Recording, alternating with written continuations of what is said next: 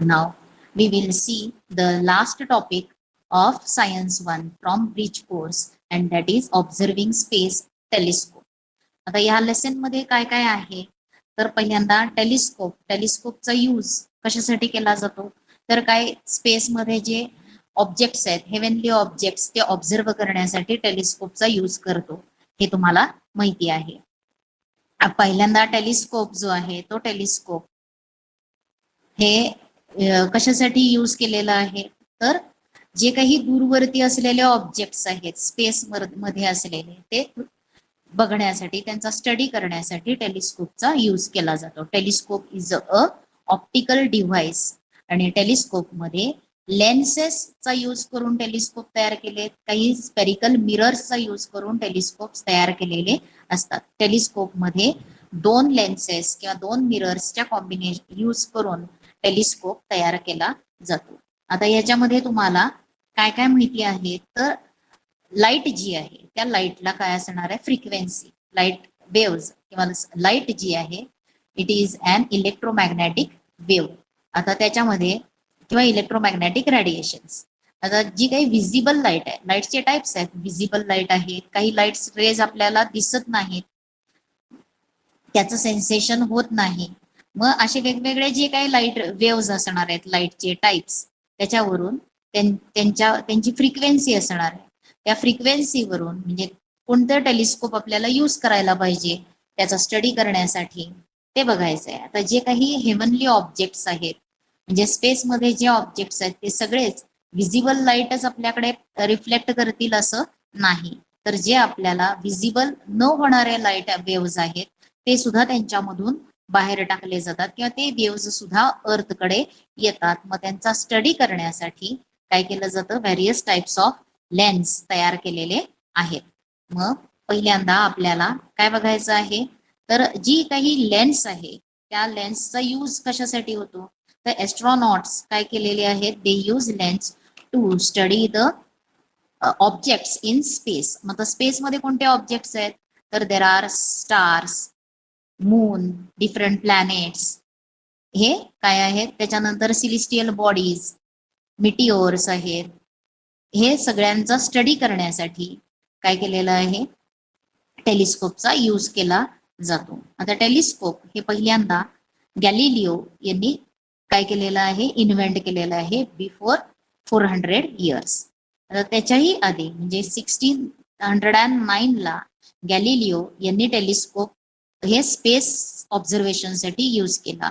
पण त्याच्याही आधी 1608 साठी हॅन्स लेपर्शे या सायंटिस्टनी दोन लेन्स एकमेकांच्या समोर ठेवून एक ऑप्टिकल डिव्हाइस तयार केलं, म्हणजे फर्स्ट टेलिस्कोप यांनी डिस्कवर केलेलं आहे. कोणते आहेत ते, हॅन्स लेपर्शे या सायंटिस्टनी पहिला टेलिस्कोप इन्व्हेंट केलेला आहे, आणि त्याच्यासाठी त्यांनी यूज काय केलेलं आहे, टू लेन्सेस.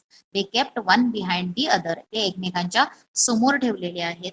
एक लेन्स असणार आहे ऑब्जेक्ट लेन्स, आणि दुसरी असणार आहे आय लेन्स. असे लेन्सचा यूज करून त्याच्यानंतरच्या नेक्स्ट इयरला गॅलिलिओ या सायंटिस्टने त्या टेलिस्कोपचा यूज किंवा त्यांनी टेलिस्कोपचा यूज हा कशासाठी केलेला आहे, स्पेस ऑब्झर्वेशन साठी केला आहे.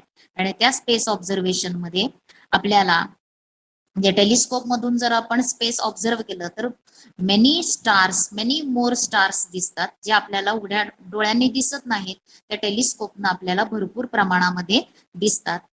त्याचबरोबर ज्युपिटर आहे, त्या ज्युपिटरचे मून, सॅटेलाइट्स ऑफ ज्युपिटर, ते सुद्धा सॅटेलाइट मधून टेलिस्कोप मधून त्यांनी डिस्कवर केले किंवा दिसतात, हे सांगितलेलं आहे. मग आता डिफरंट फॉर्म्स ऑफ लाईट कोणते कोणते आहेत, तर पहिल्यांदा light is an electromagnetic wave. आता वेव्ह साठी कोणती कॅरेक्टर आहे, वेव्हलेंथ ही त्याची कॅरेक्टर आहे. वेव्हलेंथ ही काय आहे, वेव्हची कॅरेक्टर. तुम्ही साऊंड वेव्ह मध्ये पण बघितलेलं आहे वेव्हलेंथ ही काय असणार आहे, लॅम्डानं डिनोट केली जाते, आणि त्याचं युनिट काय असतं, मीटर. म्हणजे एक पूर्ण सायकल साठी कव्हर केलेलं डिस्टन्स म्हणजे ती काय असणार आहे, वेव्हलेंथ. मग आता ही वेव्हलेंथ ही काय आहे, वेव्हची कॅरेक्टरिस्टिक्स आहे. आता आपल्या डोळ्याला कोणत्या लाईटचे म्हणजे किती वेव्हलेंथ असलेल्या लाईट्स दिसू शकतात, तर ज्या लाईटची wavelength lies between 400 nanometre to 800 nanometre या रेंज मधल्या लाईट, या रेंज मधल्या फ्रिक्वेन्सीज असलेला लाईट आपल्या डोळ्याला दिसतो, म्हणून त्याला काय म्हटलंय, विजिबल रेडिएशन्स किंवा विजिबल लाईट. हा असणार आहे. विजिबल लाईटची फ्रिक्वेन्सी वेव्हलेंथ किती आहे, नॉट फ्रिक्वेन्सी, वेव्हलेंथ किती आहे, wavelength lies between 400 nanometre to 800 nanometre ही झाली विजिबल लाईटची wavelength.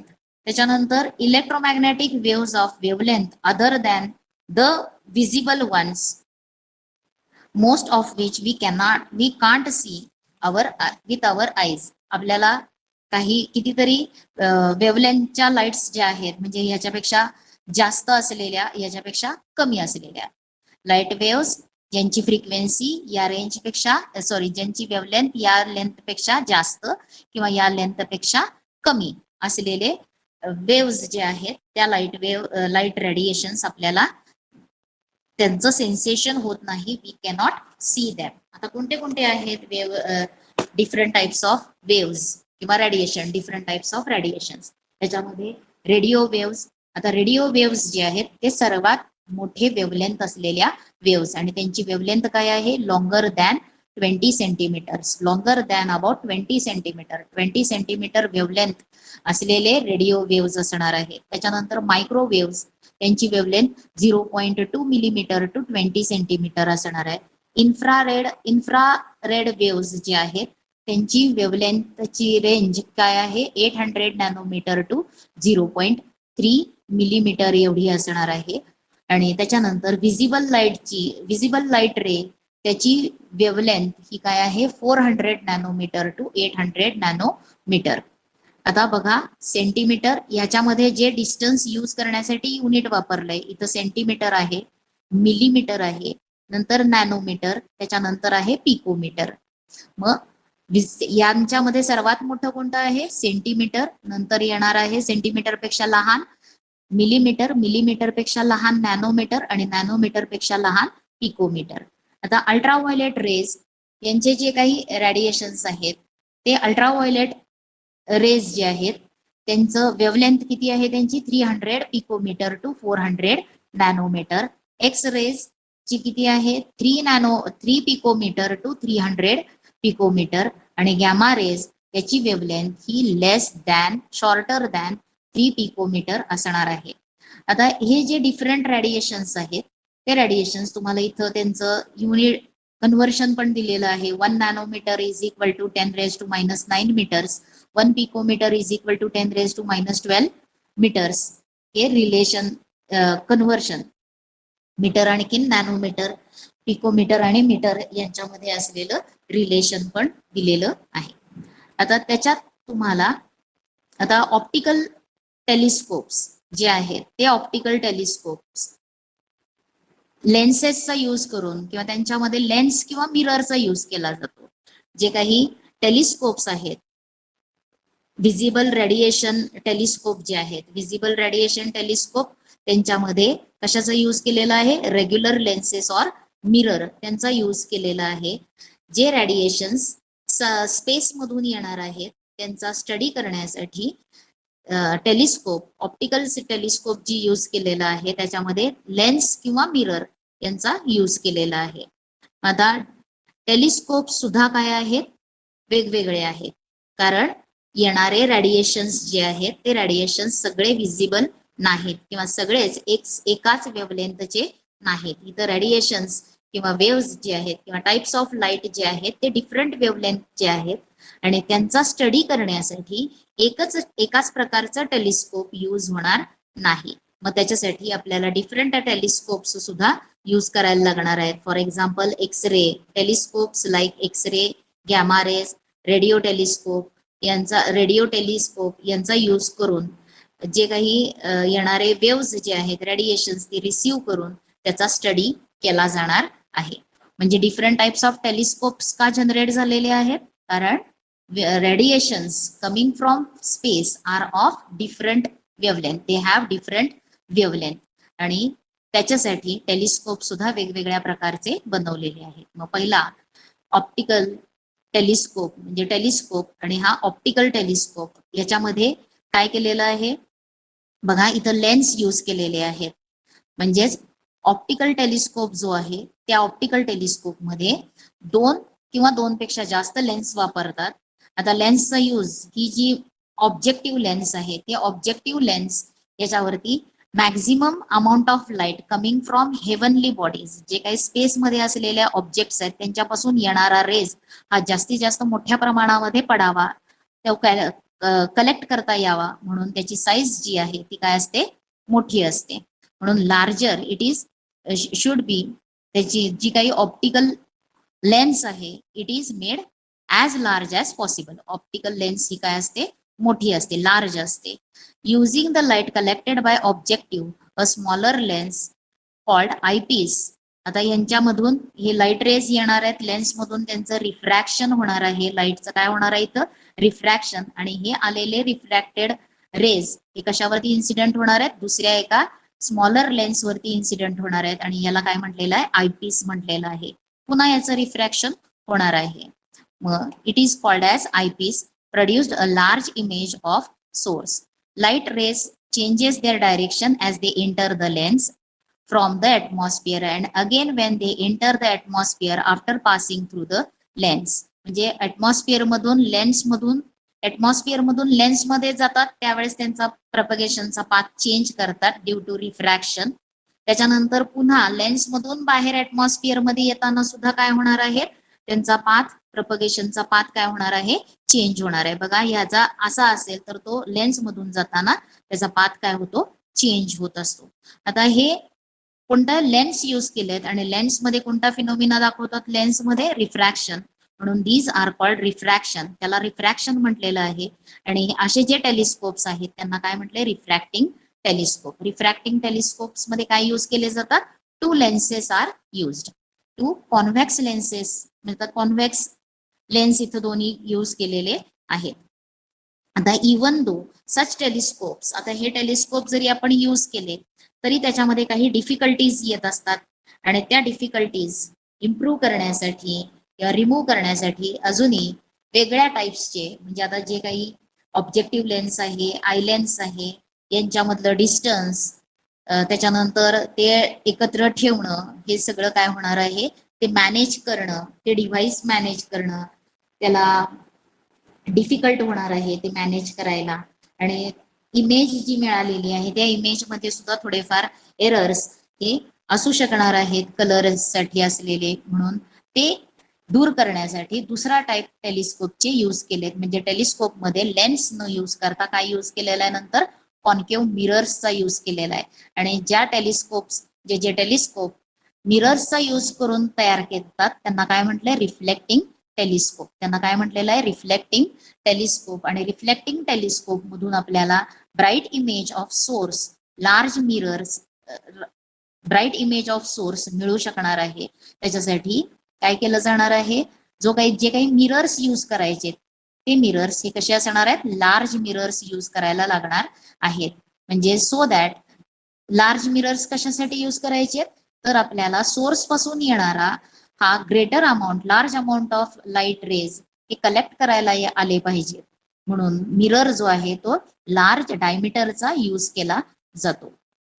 Mirror can be made by combining several smaller pieces. आता मिरर जो आहे, मोठ्या डायमीटरचा मिरर हे करताना काय केलं जातं, काही स्मॉलर पीसेसचं कॉम्बिनेशन करून सुद्धा मिरर तयार केला जातो. आणखीन जे काही कलर साठी एरर येत होते ते या रिफ्लेक्टिंग मिरर मध्ये, रिफ्लेक्टिंग टेलिस्कोप मध्ये ते दूर केले जाणार आहेत. आता वी कॅन सी म्हणजे far away stars and galaxies which we could never have seen using our naked eyes. Naked eyes म्हणजे उघड्या डोळ्यांनी आपल्याला जेवढं बघता येणार नाही, दिसत नाही, तेवढे स्टार्स आणि काही गॅलेक्सीज आपल्याला रिफ्लेक्टिंग टेलिस्कोपचा यूज करून मिळतो. आता इथं 2 टाईपचे रिफ्लेक्टिंग टेलिस्कोप्स तुम्हाला दाखवलेले आहेत. एक आहे न्यूटेनियन टेलिस्कोप आणि दुसरी आहे कोणती आहे, कॅसग्रेन टेलिस्कोप. कॅसग्रेन टेलिस्कोप आणि कोणती आहे, न्यूटेनियन टेलिस्कोप. या 2 टेलिस्कोप्स आहेत. कसल्या टेलिस्कोप आहेत, रिफ्लेक्टिंग टेलिस्कोप. याच्यामध्ये स्पेरिकल मिरर कोणता होणार आहे, वापरला जाणार आहे, कॉन्केव्ह मिररचा यूज केला जाणार आहे. आता याच्यामध्ये इथं प्लेन मिरर पण वापरलेला आहे आणि परत इथं काय आहे, आयपीस ही लेन्स यूज केलेली आहे. म्हणजे सोर्स पासून जो आपल्याला लाईट घ्यायचा आहे तो लाईट कलेक्ट करण्यासाठी काय यूज केलेला आहे, कॉन्केव्ह मिरर यूज केलेला आहे. म्हणजे दूरवरचा ऑब्जेक्ट, स्पेस मधल्या ऑब्जेक्ट कडून येणारा लाईट रेज हा मिररवर फॉल होणार आहे. त्याच्यानंतर त्याचं कॉन्व्हर्जन्स फोकस कशी होणार आहे आणि त्या फोकस पासून पुढे एक इथं काय बसवलेली आहे, आयपीस लेन्स बसवलेली आहे. ही इथं बसवली आहे, ह्या ह्याच्यामध्ये ही लेन्स पुढे बसवलेली आहे. म्हणजे थोडं अरेंजमेंट मध्ये काय आहे, फरक आहे. पण सोर्स पासून कलेक्ट करायचा जो लाईट आहे, म्हणजेच हेव्हनली बॉडीज पासून maximum amount of light collect करण्यासाठी काय यूज केलेले आहे, लेन्स यूज केलेली आहे. कॉन्व्हेक्स कॉन्केव्ह लेन्स यूज केलेली आहे. त्याच्यानंतर आपल्याला इथं अजून एक माहिती दिलेली आहे. इंडियामध्ये we have several telescopes with concave mirror of 2 metre diameter. Diameter असलेला 2 मीटर एवढा मोठा डिस्क वापरल्या जातात कॉन्केव्ह मिरर म्हणून. आणि the biggest optical telescope in India having a mirror of 3.6 meter diameter is situated in Aryabhatta Research Institute of Experimental Sciences, Nainital. This is the largest optical telescope in Asia. Largest optical telescope in Asia कुठे आहे, नैनिताल आणि Aryabhatta research institute of experimental science तिथं बसवलेली आहे.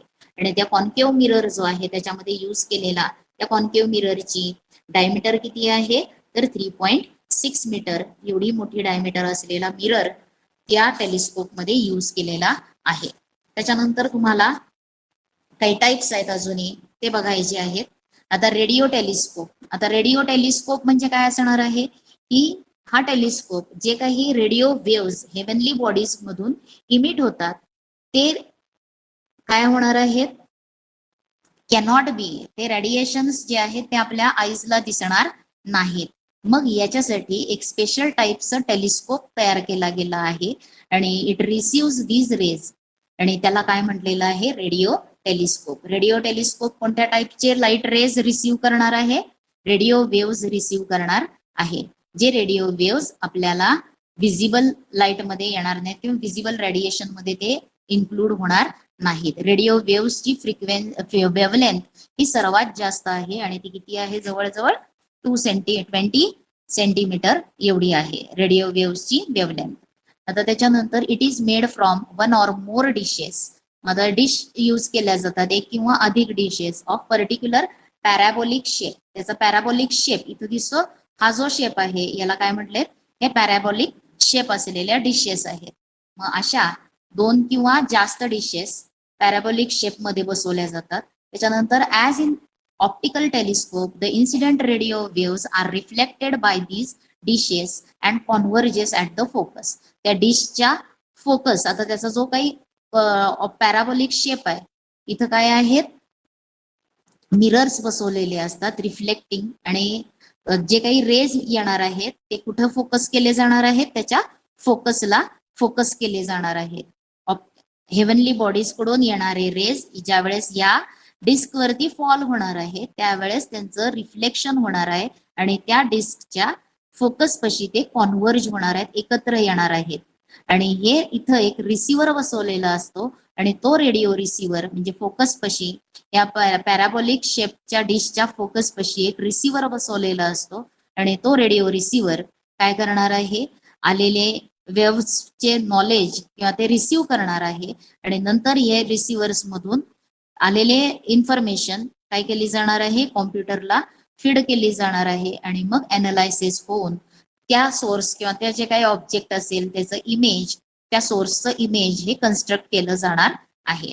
आता इथं तुम्हाला एक डायग्राम किंवा इथे एक माहिती दिलेली आहे, हे सुद्धा तुम्ही मागच्या वर्षी शिकलेला आहात. आता ही जी टेलिस्कोप आहे इथं दाखवलेला रेडिओ टेलिस्कोप, रेडिओ टेलिस्कोप आणि कसं कुठला आहे, लार्ज रेडिओ टेलिस्कोप, त्याला काय म्हटलेलं आहे, giant metre wave radio telescope. Metre wave म्हणजे त्या वेव्हची वेव्हलेंथ जी असेल ती काय असणार आहे, मीटर्स मध्ये, किंवा तो जो काही डिश बसवलेली आहे त्या मिरर डायमीटर जी असणार आहे ती किती असणार आहे, काही मीटर्स मध्ये असणार आहे. मग आता याच्यामध्ये रेडिओ टेलिस्कोप कुठला, giant metre wave radio telescope GMRT त्याला म्हटलंय, आणि has been erected at Narayangaon near Pune, महाराष्ट्रामध्ये पुण्याच्या जवळ नारायणगाव आहे तिथे असा रेडिओ टेलिस्कोप बसवलेला आहे. It uses radio waves having wavelength of about metres coming from heavenly bodies to study those bodies. आता जे काही हेवनली बॉडीज आहेत त्या बॉडीज कडून येणारे वेव्स, रेडिएशन्स, आणि त्या रेडिएशनची वेव्ह लेंथ किती आहे, काही मीटर्स मध्ये आहे. आणि यांचा स्टडी करण्यासाठी असे मोठे लार्ज रेडिओ टेलिस्कोप इरेक्ट केलेले आहेत, बसवलेले आहेत. त्यातला भारतामध्ये किंवा पुण्याजवळ नारायणगाव मध्ये जवळ हे टेलिस्कोप बसवलेला आहे. हॅव्हिंग त्याच्यानंतर this telescope is actually a collection of 30 dishes. आता हा एक टेलिस्कोप मध्ये किती डिशेस आहेत, अशा 30 डिशेस बसवलेले आहेत. Each having a diameter of 45 metres, म्हणजे प्रत्येक डिशची लेंथ जी आहे, डायमीटर जी आहे ती किती आहे, 45 मीटर्स एवढी आहे. It is called giant telescope as the arrangement is 30 dishes over an area which measures up to 25 kilometers across. म्हणजे तिथं 25 किलोमीटर एवढा एरिया त्यांनी व्यापलेला आहे. आणि किती डिश आहेत अशा, 30 डिशेस. एका डिशची डायमीटर किती आहे, 45 मीटर्स. त्याच्यानंतर it is made in such a way that it works as a single dish having 25 meter of kilo, having diameter of 25 kilometres. म्हणजे ह्या 30 डिशेस ज्या आहेत त्या एकत्र जर केल्या, हे टेलिस्कोप हा एक डिश असल्यासारखा वापरला जाणार आहे. म्हणजेच एक डिशची डायमीटर ही किती होणार आहे, 25 किलोमीटर्स एवढी डायमीटर असल्यासारखा सिंगल डिश म्हणून या 30 डिशेस वर्क केल्या जाणार आहेत. This means that GMRT gives the same data that we could have got from a telescope having a single dish 25 kilometre diameter. 25 kilometre diameter म्हणजे बघा कुठून कुठपर्यंत अंतर असणार आहे. एवढ्या मोठ्या डिश तिथं म्हणजे तेवढी तयार होणार आहे. आणि एवढं डायमीटर, एका डिशचं डायमीटर 25 किलोमीटर करण्यासाठी त्या टेलिस्कोप मध्ये अशा किती डिशेस यूज केलेल्या आहेत, 30 डिशेस. आणि प्रत्येकाची डायमीटर ही किती आहे, 45 मीटर्स एवढी आहे. आणि त्याच्यानंतर Indian scientist and engineers at minimum cost ही कुणी जनरेट मेड केलेली आहे, तर इंडियन सायंटिस्ट आणि इंजिनियर्सनी केलेली आहे minimum cost. It is a world standard research facility. Scientist study the solar system. आता याचा यूज कशासाठी केला जाणार आहे, तर सोलर सिस्टीम स्टडी करण्यासाठी. सोलर विंड्स, त्याच्यानंतर pulsars, supernova, interstellar hydrogen clouds, हे सगळं स्टडी करण्यासाठी सायंटिस्ट या डिशचा किंवा या टेलिस्कोपचा, रेडिओ टेलिस्कोपचा यूज करतात. जायंट मीटर वेव्ह रेडिओ टेलिस्कोपचा यूज केला जातो. Scientist from all over the world come to India to study the, ह्या ज्या डिफरंट आहेत कन्सेप्ट त्या स्टडी करण्यासाठी येत असतात. त्याच्यानंतर टेलिस्कोप्स इन स्पेस, हे झालं ग्राउंड वरती बसवलेल्या टेलिस्कोप. आतापर्यंत आपण बघितले ही टाईप. त्याच्यानंतर इथं असलेला रेडिओ हा टेलिस्कोप. त्याच्यानंतर न्यूटेनियन टेलिस्कोप. त्याच्यानंतर कॅसग्रेन टेलिस्कोप, हे कुठे आहेत, ग्राउंड वरती आहेत. त्याच्यानंतर नैनिताल मध्ये असलेली आर्यभट्ट रिसर्च इन्स्टिट्यूट मध्ये असलेला टेलिस्कोप जो आहे तो सुद्धा ग्राउंड वरती आहे. आता त्याच्यानंतर कुठले बघायचे, दुसरे टेलिस्कोप स्पेस मध्ये असलेले. मग स्पेस टेलिस्कोप्स इन स्पेस. आता टेलिस्कोप्स इन स्पेस याच्यामध्ये अर्थच्या ऍटमॉस्फिअर मध्ये, आता त्याच्यातले दोन तुम्हाला इथं दिलेले दाखवलेले आहेत. एक आहे हबल्स टेलिस्कोप आणि नंतर दुसरं कोणतं आहे, इथं दुसरं एक चित्र तुम्हाला दिलेलं आहे चंद्रयान. आता या लेसन मध्ये अजूनही तुम्हाला काय काय बघायचं आहे, तर बघा हे आपण पार्ट बघितला. त्याच्यानंतर हे बघितलं. त्याच्यानंतर काय आहे आता स्पेस टेलिस्कोप. स्पेस टेलिस्कोप ही नासाद्वारे 1990 ला काय केलेलं आहे, स्पेसमध्ये लॉन्च किंवा स्पेसमध्ये त्याचं स्पेस स्टेशन आहे आणि त्याच्यावरती ती हबल टेलिस्कोप हा बसवलेला आहे. त्याचं डायमीटर जे आहे तो किती आहे, 94 इंच एवढा डायमीटर आहे त्या टेलिस्कोपचा डिशचा. आणि किती किलोमीटर अंतरा पृथ्वीपासून तो किती पृथ्वीच्या भोवती त्याची तो प्रदक्षिणा घालत आहे आणि ते किती किलोमीटर वरती आहे, 569 किलोमीटर्स वरती स्पेसमध्ये अर्थच्या पासून 569 किलोमीटर ऑर्बिट वरती तो ऑर्बिट होत आहे. त्याच्यानंतर दुसरं इथं दाखवलेलं आहे ते आहे चंद्रयान किंवा काय आहे, चंद्रा एक्स रे हे दुसरं दिलेलं आहे.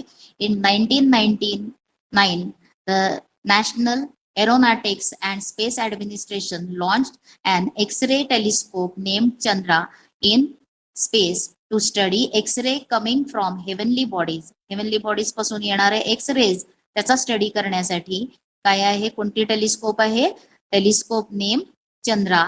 आणि एक्स-रे स्टडी करणार आहे त्यानं. Special mirrors which can reflect X-rays were used in this telescope.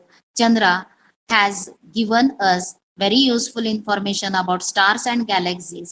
The telescope is named after the famous Indian scientist Subramaniam Chandrasekhar. लक्षात आलेलं आहे. दोन इथं टेलिस्कोप दाखवलेले आहेत. एक आहे हबल टेलिस्कोप आणि त्याच्यानंतर दुसरे कोणती आहे तर एक्सरेचा स्टडी करण्यासाठी लॉन्च केलेली कोणतं टेलिस्कोप आहे, चंद्रा टेलिस्कोप. आता त्याच्यानंतर तुम्हाला कशाची माहिती दिलेली आहे, Indian space research organisation ISRO आणि हे बेंगलुरू मध्ये आहे इन्स्टिट्यूट. आता याच्यामध्ये this institute was established in 1969 with the aim of developing technology for making and launching the artificial satellites. Artificial satellite तयार करणं आणि आर्टिफिशियल सॅटेलाइट लॉन्च करणं स्पेसमध्ये, त्याच्यासाठी भारताने तयार केलेली इंडियन स्पेस रिसर्च ऑर्गनायझेशन आणि हे कुठे आहे, बेंगलुरू मध्ये आहे. Till date ISRO has successfully launched a large number of satellite. ISRO's programme आता त्यांचे भरपूर सॅटेलाइट्स लॉन्च केलेले आहेत. आता त्याच्यानंतर इथं तुम्हाला सॅटेलाइट्सचे नेम्स दिलेले आहेत, इनसॅट, जीसॅट किंवा INSAT GSAT series of satellite supports our telecommunication network. सॅटेलाइट्सचा यूज, सॅटेलाइट हे अर्थच्या ऑर्बिटमध्ये काय होणार आहेत, अर्थच्या भोवती रिव्हॉल्व होत राहणार आहेत कृत्रिम सॅटेलाइट. जसं मून हा नॅचरल सॅटेलाइट आहे, अर्थच्या भोवती रिव्हॉल्व होतो, तसं जे आर्टिफिशियल सॅटेलाइट्स आहेत, artificial objects which revolve around the earth, they are called as satellites, artificial satellites. आणि त्याच्यातले कोणते आहेत, इनसॅट, जीसॅट हे सॅटेलाइट्स. आणि त्याचा यूज कशासाठी होणार आहे तर telecommunication network, television broadcasting, meteorological services. It is because of them that telephone, television and internet services are available everywhere in country. तर सॅटेलाइट मुळेच काय होणार आहे, आपल्याला टेलिफोन असेल, टेलिव्हिजन, इंटरनेट सर्व्हिस ही उपलब्ध होणार आहे. द एड्युसॅट सॅटेलाइट, एड्युसॅट हा satellite in this series is used excessively for education. एज्युकेशनसाठी असलेला कोणता आहे, एड्युसॅट सॅटेलाइट. त्याच्यानंतर IRS satellite series is used for monitoring and management of natural resources as well as disaster management. इथं तुम्हाला सॅटेलाइट्सचे टाइप्स दिलेले आहेत.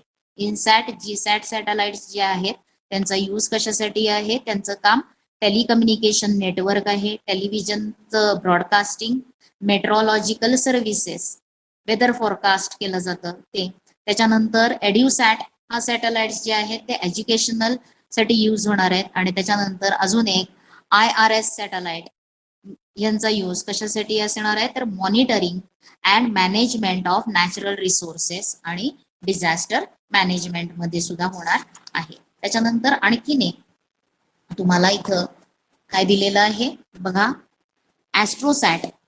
तर in 2015 Indian Space Research Organization ISRO launched an artificial satellite called AstroSat in space. आता हा satellite 2015 साली इस्रोनं launch केलेला आहे स्पेसमध्ये.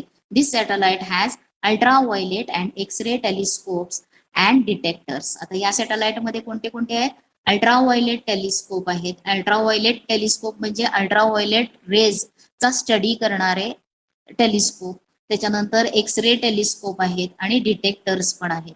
Most of the parts used in this satellite are made in India. It is a unique system having different kinds of telescope in a single satellite.